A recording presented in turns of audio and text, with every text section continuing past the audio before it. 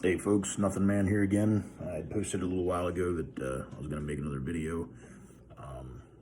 Obviously, there's always things on my mind, so I really ought to start doing some preparation for these things, and maybe I can keep them a little more brief.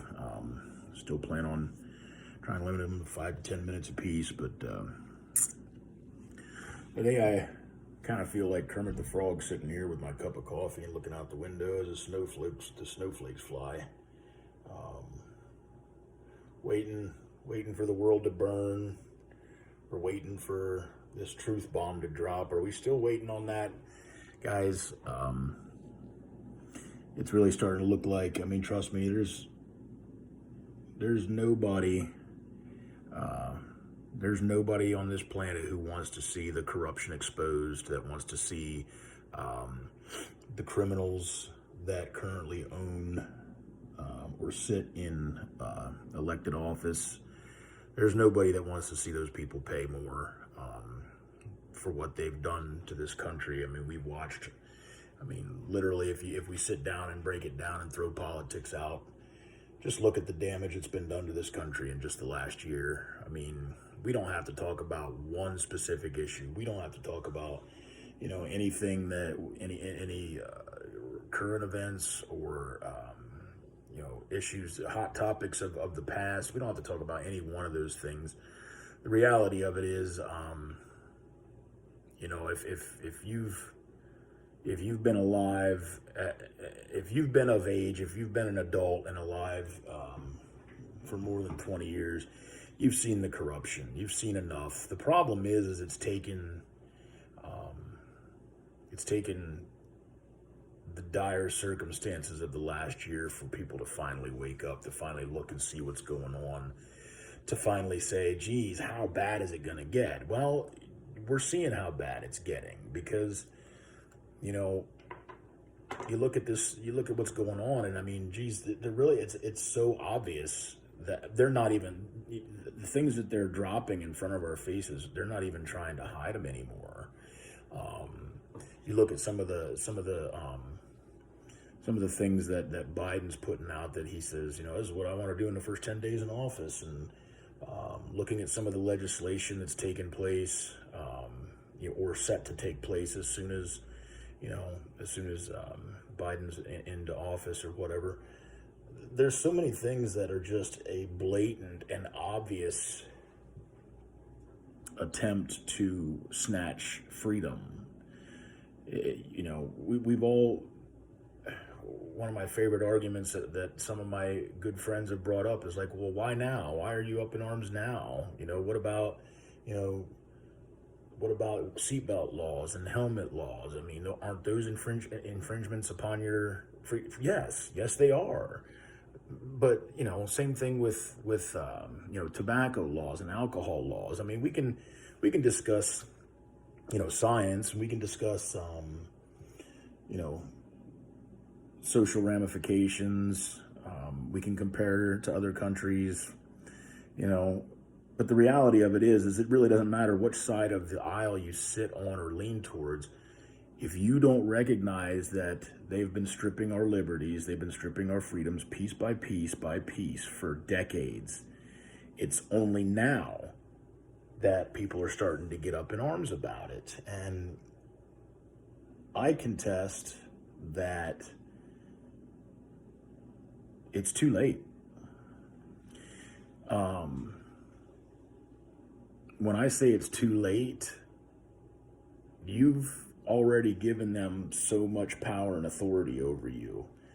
And we have as a nation, period. I'm guilty because I wasn't as active as I would have liked to have been. And, I was also complacent. And to be honest with you, there's a big part of me that's looking at this whole ordeal and saying, I just want to go back to something resembling normal. Man, as soon as I say that, I realize that's a quitter's mantra. Just placate me. Just get me comfortable again. We're going to continue losing. I think it's going to become even more obvious in the coming months, maybe the first year or two, but I suspect somewhere around the middle of Joe Biden's first term, Well, I just said first term as if there's a possibility of a second, but after seeing what took place, I wouldn't be surprised if New World Order is established before he's done, and he stays president until he's dead, and then Kamala takes over, and then her kids or something. It's anyway. So yeah, I guess really what I wanted to touch base on is still this truth bomb. It pains me, it really does, to see so many smart people, so many people who believe in fundamental America, not current day America, but fundamental America, the way that I do. It pains me to see you people holding on to so much hope. I don't have it anymore. We've been watching and hearing, I know I posted another video about this before, but we've been hearing just wait, just wait, just wait. You know, we get little blurbs of information that kind of makes it look like the things that were predicted are falling in line. But we're literally, what, 2-3 days? I don't even know what the calendar date is from inauguration. Nothing's going to change, okay? They won. Whether they cheated or not, they won. Whether you want to believe that, you know, that something foul took place, that, you know, that there's a cabal of masters that are pulling strings and making things happen, it really doesn't matter, you know, what you think. The reality of it is that the system that we have, as bad as it is, as corrupt as it is, as open to corruption that it is moving forward, and you're going to have to adjust. It pains me to see the suffering, the mental angst, because I don't want to accept it either, but I don't really believe we have much of a choice.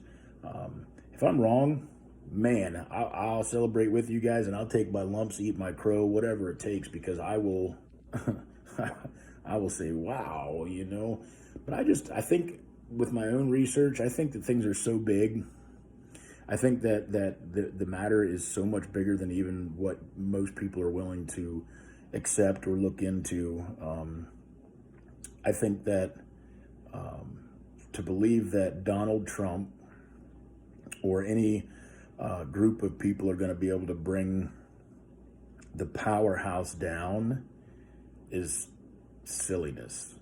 I think I'm not quite ready to accept that it's a hopeless situation, that we're all helpless, and that we're all going to just have to, you know, figure out a way to coexist within the bullshit that we've been given. But I think it's so much bigger than what people are really willing to lend credit to. And our system, you know, I think if anything can be said right now, our system is a failed one. I'm going to go ahead and cut this one short because I just had a thought that I'd like to maybe think about and put a little bit of thought into.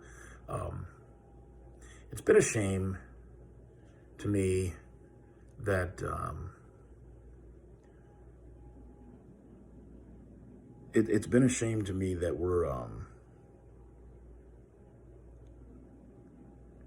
we're so, I talked about complacency, but we don't talk about, I haven't seen anything. You know, I know that the mass media, I'm sorry, I was just kind of like dragging on there, so if you hung in there for that 30-second or 45-second pregnant pause of nothingness, I apologize. I know that the mass media, the mainstream media, is currently entrenched in sensationalizing all the events that have taken place, not just, you know, at the Capitol, but, you know, I think enough of us have been woke enough to notice that we're being distracted when these things happen, you know, and that the media, you can see it unfolding as you're watching live news feeds. You can start to hear, words changing. You can start to see camera angles changing. we all know that we're being fooled and we're being fed what the media wants us to see. But what I think, in spite of the fact that we all know we're being fooled, I think what bugs me the most, and this is where I think I want to put some more thought and time into, I think what bugs me the most is I haven't seen not a freelance writer, not an independent third party political journalist. I don't expect to see anything from the left or the right. I don't expect to see anything from mainstream media, but I spend so much time looking at different things, and I haven't seen anything. I haven't seen one single serious piece on the shame that is, I don't know how I want to put this, rather than focusing on, let's just use the events of January 6th as an example here, rather than focusing on, let's say, a couple bad actors, a couple people with bad intentions, knowing that the media is spinning this out to make it look like all of Trump's supporters were drooling, ravenous,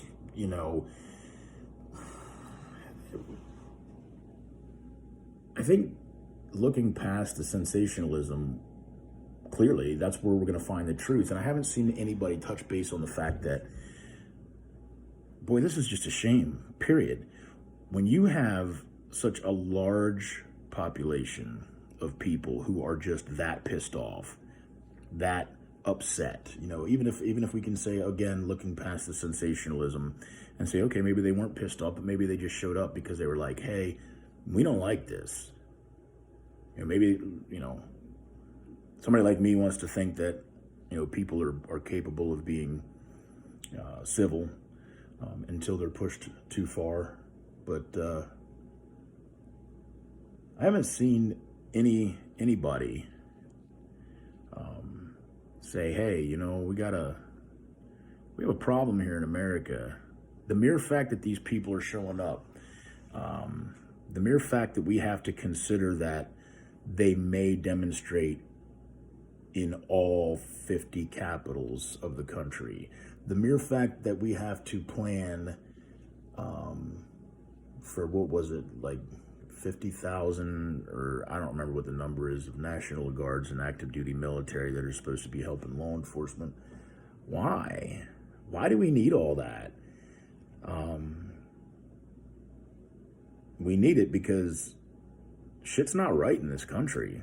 So I'm going to shut that down right now. I think, guys, I'm still with you. I really hope something breaks loose. I pray to God every day because I believe that we're dealing with some evil. I firmly believe we're dealing with evil in the halls of American government. I think there's a lot of money. I think there's a lot of power at play. Those two usually go hand in hand. And I think that we're definitely catching the short end of the stick. We've been catching the short end of the stick for a long time now. And don't look to me for sympathy, as much as I will always speak on unity and the need for us to stand as Americans first, regardless of our political affiliations. I mean, we can talk about hot topics, and I can tell you that we're all going to agree and or disagree at different times. But if we can stand firm as Americans, boy, I think we could get something done, or at least start to, and maybe set a path for healing. But don't look to me for sympathy, because each and every one of us are guilty, myself included. We've all become, we've all spent many years of our lives going, yep, that's bullshit, but what are we going to do about it? Hey, let's just stay busy with our job, or let's stay busy with our families. Let's stay busy with, important and unimportant things. We kind of wrote a blank check for our government, and you can't be too surprised that they don't want to give it back. So stay tuned.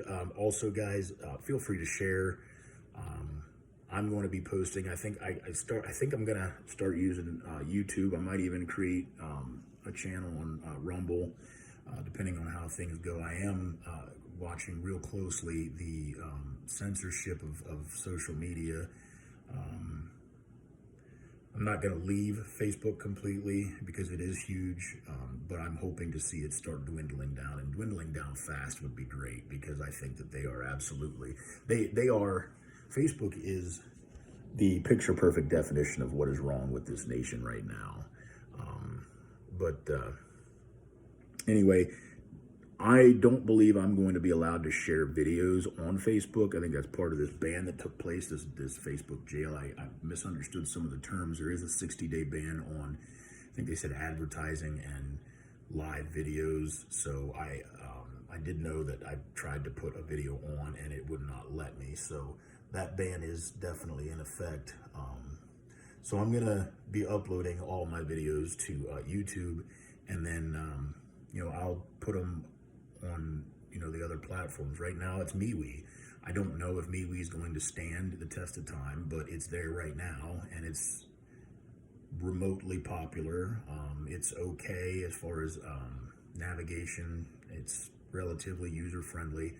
I don't expect a mass exodus. I think most people are pretty lazy. They look at it and go, oh, I can stomach Facebook for now. That's the sort of complacency, and that's the sort of stuff right there that causes me to not have any pity for people, because, man, you guys really would. I mean, it's so clear how un-American, just on fundamental principle, don't dig any further than that, how un-American it is for a tech giant like Facebook to squash any narrative. I mean, if you want to say we don't want to promote violence or promote, domestic terrorism or what have you, that's fine. But in order to do so, I would think that you would need to put actual people to work. The dude's a bazillionaire. I mean, I don't know how much money. He lost so much money, but I saw an article where he still had like so much money even with his losses. I'm like, why doesn't he just hire a team of people to check, watch things, and they've got algorithms that they can track certain words and stuff like that, but actually put real people in. I mean, the things that I've gotten banned for were silly, ridiculous, silly. I mean, I see what they're trying to do, and if they were doing it adequately, I would applaud them, but they're not, and there really is no incentive for them, because they're so big that you're going to sit pat, you're going to sit still. Anyway, I'm not getting into that. Either way, it's that complacency that has put us in this position that we're in now with our current government. So learn your lessons or don't, man. I don't really know. I'm going to continue trying to make sense of it and inform people and educate myself and spread, the information that I get, and hopefully find some positive in it. If we don't learn some things, if we don't start making some adjustments to our normal behavior, we're headed down. We're already seeing where the path is leading us. And if you don't change the things that you're willing to do to make a stand, even the small things, then you cannot be surprised that you can't look at you can't look at the current path and see the destination ahead and say, well, that's unfair. It's absolutely fair for what you're willing to put into it. So share, spread the word. You're going to have to find me on MeWe for now. So take it easy, people, man. Do the best you can to stay sane. Be kind to one another. We don't have to agree or anything like that in order to be kind. But stay tuned, people.